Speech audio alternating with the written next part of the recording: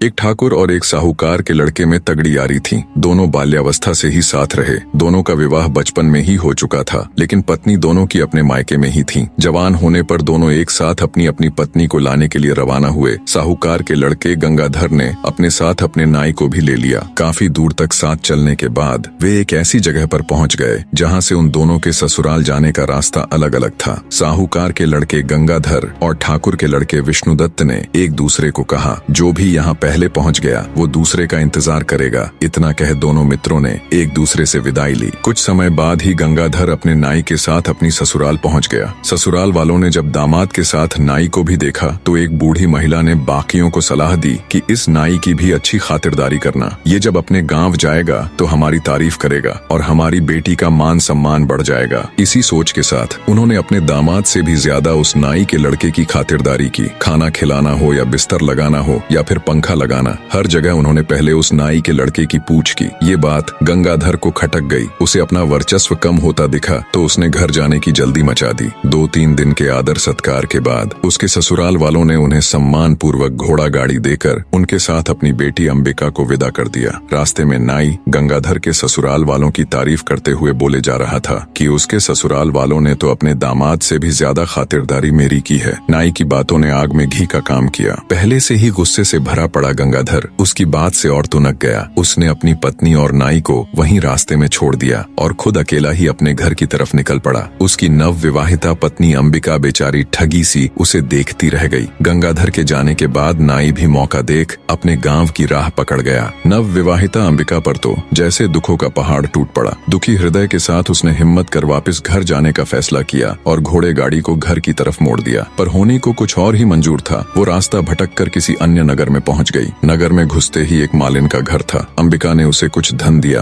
और कुछ दिनों तक उसके साथ रहने के लिए उसे मना लिया। अंबिका मालिन के साथ उसके घर पर ही रहने लगी। वो मालिन वहाँ के राजा को फूलों की माला बनाकर पहुँचाया करती। अब अंबिका भी इस काम में उसकी मदद करने लगी। मालिन बगीचे से फूल चुन चुन कर लाती और अंबिका उनसे बहुत ही सुंदर और अलग तरह की मालाएं और गुलदस्ते बना देती, जिन्हें मालिन राजमहल तक पहुँचा देती। एक दिन राजा ने मालिन से पूछा कि आजकल तुम बहुत सुंदर और मनमोहक कारीगरी के गुलदस्ते और मालाएं बना बना कर लाती हो। इतनी सुंदर कारीगरी तो तुम नहीं कर सकती, तो ये गुलदस्ते और मालाएं कौन बनाता है? मालिन बोली कि महाराज, मेरे घर पर कुछ दिनों से एक स्त्री आकर ठहरी हुई है। वह बहुत ही गुणवान है। वही रोज इतने सुंदर गुलदस्ते और मालाएं बनाती है। मालिन की बात सुन राजा ने मन ही मन सोचा, जो इतनी सुंदर मालाएं और गुलदस्ते बनाती हैं, वो खुद कितनी सुंदर होगी। ये बात मन में आते ही उसके अंदर वासना का खोट पैदा हो गया। बने रहे।